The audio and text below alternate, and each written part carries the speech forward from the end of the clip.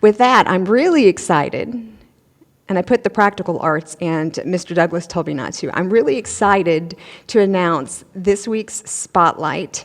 Last month, I talked about the theme of One Lake Forest High School and showing all of the many opportunities that are academic. I mean, there are definitely huge academic components to this, but there are things maybe the community isn't aware of, and I'm really excited for you to see how we're aligning these to the boards, to District 115 strategic plan, and the career pathways too.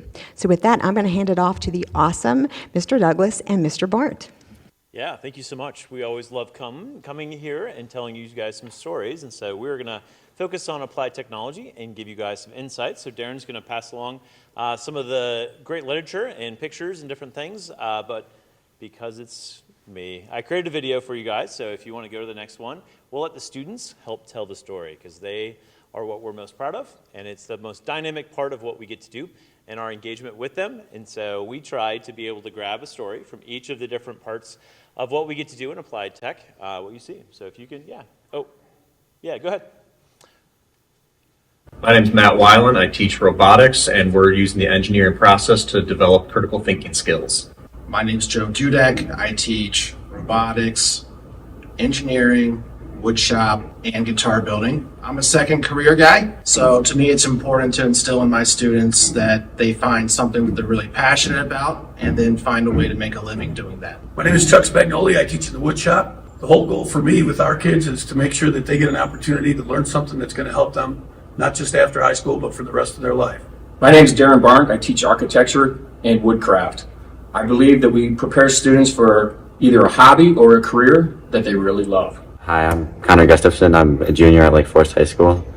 This year I'm taking CAD Engineering 2 honors. Last year I took CAD Architecture 2 honors, and I made a model.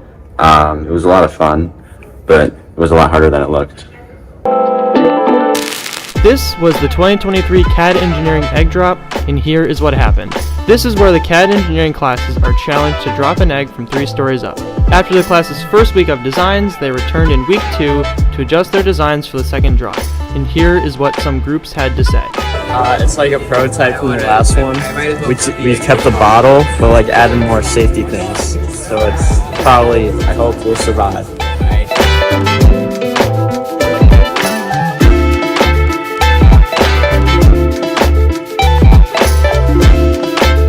So we put the foam around the actual egg itself, and then some cotton balls around it so that we have the foam for like the initial absorption. Let's see what happens though. Did it actually live? Yeah, what? Wait, it lived. It worked, dude. Dude, I lived. Did I ever have a doubt? No way. Did I ever have a doubt? Robotics is a project-based class at Lake Forest High School that encourages critical thinking and collaboration in creating meaningful projects that make people think. Every quarter, we are given a broad task to complete and a team role. Teams and roles change every new project, and the roles consist of leader, builder, designer, and programmer. I've always been interested in the STEM path for the rest of my life, but this class has made me more and more sure that robotics is where I'm happiest and do the best. I love the class, I love the tools, I even love the grinding noise of the 3D printers. This class has given me immense amounts of inspiration for new inventions and problem-solving solutions. Although I still use duct tape to fix almost everything at my house, I'm now able to confidently find and design a functioning solution to a broken problem. So now Hannah is actually a senior at University of Michigan, and she's part of the Mars rover team, which is incredible, and she's also pursuing computer science major along with a double minor in entrepreneurship and robotics. So she got her start here, and we're really Coming in and being able to create your own guitar as a class in a school is something that no one else has, and I'm really proud of what I've done and really thankful for the opportunity. So I got no back, which is different than a lot of the Fenders, because the Fenders have a cutout where you put all the electronics in. So this one, for example, you have to put all the electronics through these holes and make it like that. And that was a whole process because I had to basically screw them in upside down so that I could actually get them. Overall, I just love how it turned out.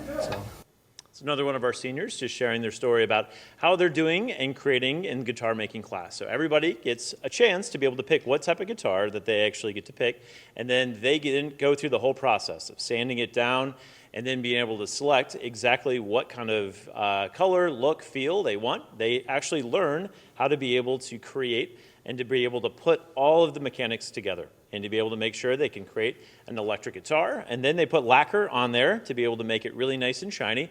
And then they take it into our back room where they can pick whatever spray paint to customize their guitar that they get to not only create but also learn how to be able to play. We are also having visitors from Nutria who are coming to see our program to make a model for similar things that they want to be able to do at their school. And so it was really fun to have Joe and be able to host one of their teachers to learn how to do this themselves. Hi, I'm Kylie Warner. I'm a junior here, and I was in Woods 2. I made a bench, and I filled it with my last name with epoxy. We laser engraved my last name. It cut down into the wood about 1.5 inches. I picked like a blue teal color, and I filled that into the wood. It sits in our living room now. It actually went with the decor in our house, so it's like a furniture. My grandpa was really proud of me because he does a lot of wood shop too. I really enjoyed taking wood shop. I really learned that don't be afraid to ask for help, and I really made really good connections with people here at the high school, and I always were willing to help me. So these are just a couple stories. Damien's is another. He just graduated, and now he is actually working the trades in the city. And so while he was here at the high school, he, let's just say, wasn't that enthused about going to other classes, but he became a TA in guitar making. And then he learned not only how to play guitar, but also was an incredible asset in the community. So we are building different career pathways for all of our students to give them a chance to be able to do this. Damien's story is unique. So he connected with Mr. Hain, and Mr. Hain actually gave him an opportunity and connected him into the Chicago School of Guitar Making in the city. And so he is still currently working with him as he works on his trade certification down in the city. So this is all part of a greater kind of mix when it comes to career pathways as we look at all the different opportunities for our students and to be able to customize what works best for their individual journeys after going through professional learning throughout their specific areas along with the actual sequence as well. So if you want to jump to the next slide, it gives you a little bit more details on exactly what that looks like and all the different opportunities that we're engaging. We already have 7 students last year, as I mentioned in May, who already have their endorsements, and we're looking to build these out. But we also want to just give opportunities for students to have a wonderful balance in the day. And it's important in a rigorous academic environment for them to be able to, as they mentioned, get their hands dirty and to be able to experience all the different elements that we talk about in the portrait all in one day. And so that's a big part of what we do. So we're happy to answer questions or introduce anything else. It's hard to add to that. That was great, Steve. But seeing the kids standing and doing things, they're probably not thinking about math or chemistry, and that is huge. We always fall back on that. We're lucky to teach what we teach because kids love it, and it's all project-based. You can look through the flyers here if you have any questions about anything. Our mission statement is in here. Some of our beliefs, our core beliefs are in here. Also, all our classes are listed in here. Just stuff we didn't really want to talk about, but if you want to do further reading, it's all right here if you have access or ask us questions right now. Aaron, would you mind going to the next slide just to kind of share? Would you mind going to the next slide? Just to see the motto as well as the vision of the actual program, which is really, really important. So, thoughts or questions? We'd love to answer it. Aaron is going to keep this on, I believe, this specific part of the website so that we can share this with the community as well. Well, first, I think it's fantastic. Second, just a question. Is all of this at East Campus, or is any of this over at the Tech Campus with Lake County? It's good. Go ahead. That could be a long answer. I'll let you do the Tech Campus. Yeah. But all the stuff that you saw here was at East Campus. And Steve can get a little more detail about how it works at CLC. Yeah, so we visited there as part of the greater career pathway element, not only at the Tech Campus, but they've also built another adjacent facility in Waukegan, which actually I'm going to visit next week, which I'm really excited. They did a really great strategic kind of connection with thinking about the up-and-coming Lake County-specific jobs, and so they built an incredible state-of-the-art facility that we're going to visit to see what we can do as far as connecting our students into that. So there are additional certifications and other elements you can do at the Tech Campus, and we do have a good group of kids who go there every day. And so, but these are all available here on East Campus to every one of our students. Yeah, good question. So one of the things they tell us is that working with your hands is beneficial for social emotional wellness. And I wonder to what extent, well, good, you have a piece prepared on that. I wondered to what extent you've either seen anecdotally or if there's any way to measure the quality of that development. Well, great question. I mean, I think people have been trying to measure SEL for as long as the word's been out there. So I don't know how possible that is, aside from us observing and watching, and instead of looking at data that's kind of skewed sometimes anyways, but just seeing how kids are, how they interact, and how you get them engaged in something, and their body language, the look on their face, and how they want to be in class. For me, that's the data that I look at. That's what I see every day being a teacher in the classroom, and that's what I rely on. And getting people to cooperate with each other and collaborate and help each other. Oh, you fixed a table leg. Can you show John how to do this? And we do have that happen. That's built into our curriculum as well. So that's kind of a wide answer, but I don't know if there's a really, if you can pinpoint it. So. Yeah, the belonging, I would say, the connectivity, the collaboration, it's amazing. It's infective. Like, you go in there, it's just, you see everybody just in a different level. And you're right, it starts with the hands, but it's the conversations. And it's the shoulder-to-shoulder learning that we find within the project-based learning, especially. It bonds students that otherwise wouldn't necessarily hang out at lunch or other spaces and places. They're doing that, and they're working with each other. And we have a lot of TAs that are built in, mentors that are built in to those environments, and that's where those students can shine as leaders that they might not get recognized in other spaces. A much less interesting question. How long have you grouped these different courses together within the Applied Technology Department, and where does new media sit, Steve? Yeah, go ahead. Take the first part, and then we'll... It's been like this for, as far as I know, 20, 25 years. We've added classes here and there. We had a home improvement class that was low on numbers, kind of bouncing around back and forth. We'd like to get that one going again, but it just depends on numbers. But you'd have to answer the second part of that. But it's been pretty much the standard, the same classes offered. And then we reorganized with Career Pathways to be able to bring business and new media together with Applied Tech under Career Pathways, so that we can kind of together share ideas. And it's been a lot of fun. So as now year 2 of department chairdom, it's been fun to be able to just to have everybody share stories and such a collective vision for what we want. With our students, it's been powerful. And so I think together, it has been a really great thing, but also we can lead the school in so many ways of where we can go with really relevant professional practical learning, where we're bringing in different guest speakers, we're going on these different experiences, and it really is kind of trailblazing for the rest of the school.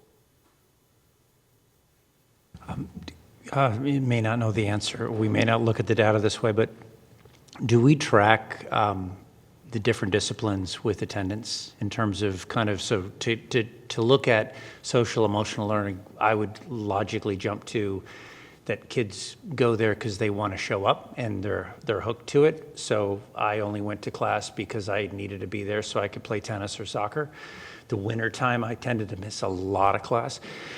So as you think about the kids that are taking and choosing these classes, do you see them basically at a different level of attendance versus maybe a math class or a science or something like that? Is that looked at or as an identification in terms of really their belonging or their purpose? I was going to say, I haven't run the numbers. Have you done the numbers ever?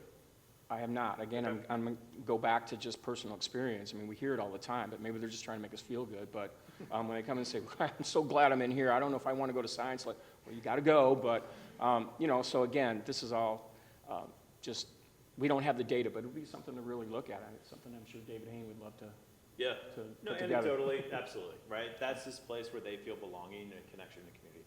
And you see the way that they come, just not only the energy, but also don't want to leave. And that's a really important part of just having communities in our school, that students really feel genuinely, not just accepted, but like they thrive. And that's kind of what I think anecdotally we can share. And that's why we just interviewed a few kids. We have so many more student stories, and that's the beauty of it, because they're eager to share those too. I mean, my hypothesis would be as such, but I would think it'd be interesting to look at. And then I think, as you know, Aaron, you're talking about taking that next step. It's how do you take them from those pieces into maybe some of the deficits, some of the areas that might be challenging for some of them. So. I have one thought as I was watching the young man who is down in Chicago now, who's in connected Minnesota, that still is trying to